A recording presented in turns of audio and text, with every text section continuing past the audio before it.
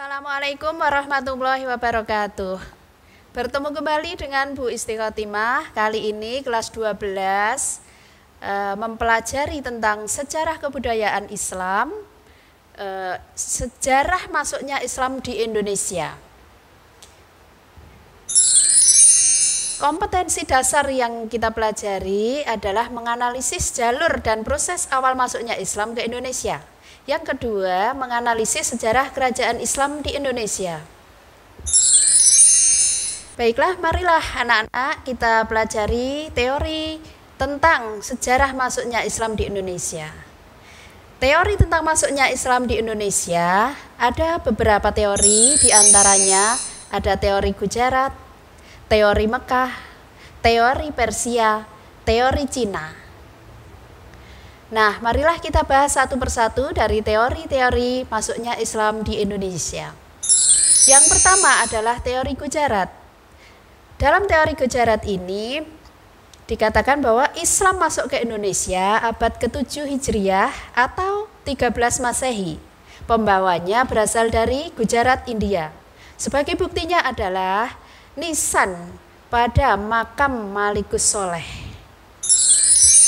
Selanjutnya, teori Mekah mengatakan bahwa Islam masuk ke Indonesia itu sudah abad 1 Hijriah atau 7 Masehi.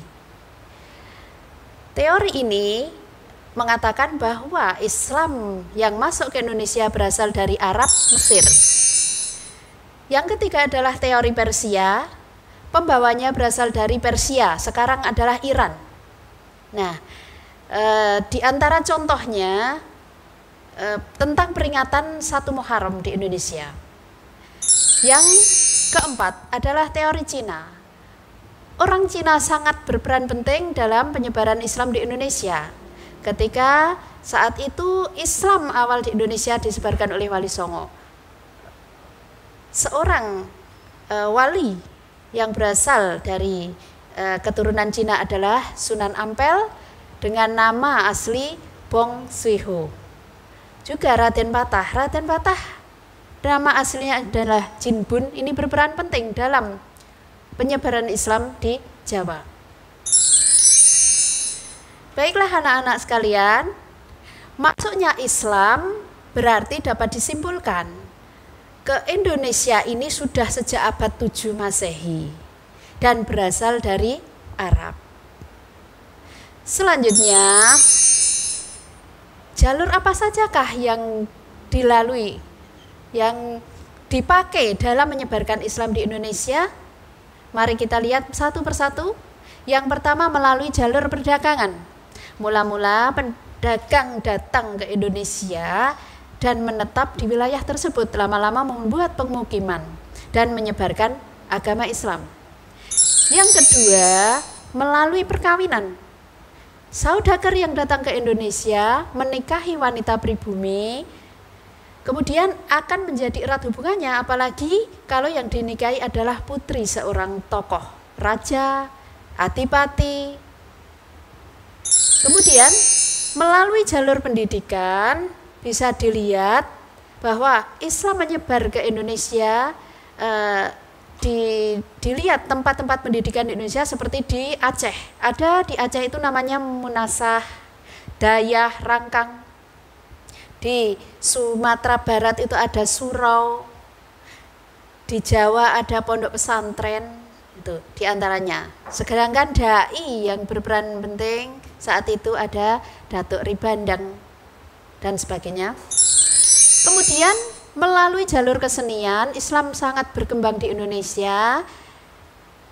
Sebagian tokoh Islam mengajarkan Islam itu melalui kesenian. Misalnya Sunan Kalijogo dengan wayangnya. Kemudian Sunan Bonang dengan gamelannya dan sebagainya. Selanjutnya, jalur tasawuf. Islam berkembang di Indonesia melalui jalur tasawuf. Tasawuf itu upaya membersihkan hati dengan perilaku terpuji dan meninggalkan perilaku tercela.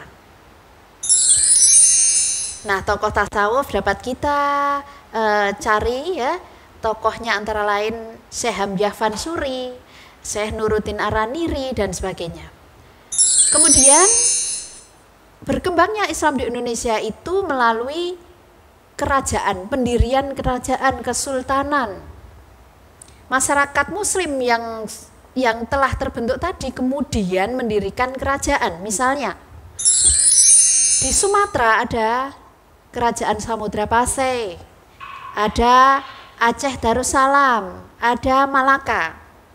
Kalau di Jawa ada Kerajaan Demak, Kerajaan Pajang, Kerajaan Mataram.